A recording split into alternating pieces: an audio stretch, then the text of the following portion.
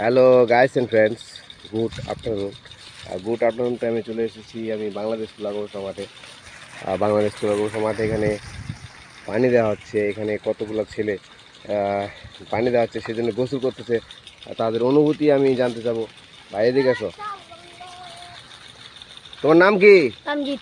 তানজিৎ, তুমি কোন স্কুলে পড়ো? মাদেগড় সরকারি প্রাথমিক বিদ্যালয়। আর তুমি কি এই যে বৃষ্টি পানির মতো দিতেছে, এগুলো তো গোসল করছিলে? জি। কেমন লাগছিল? ভালো। ভালো লাগছিল? জি। বৃষ্টির পানির মতো নাকি? জি। আচ্ছা, অনুভূতি খুব ভালো না? জি। ওদের অনুভূতি খুব ভালো। ওরা বৃষ্টির মতোই অনুভূতিটা করছিল, যে তুলা গাছগুলোকে এভাবেই যেন পানি দেওয়া হচ্ছে, যেন বৃষ্টির পানির মতো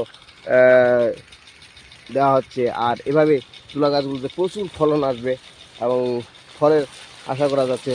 তো এই ছিল আজকের মিনি ব্লগ। আর এখানের যে পানি দেওয়ার দৃশ্যটি অত্যন্ত মনোরম।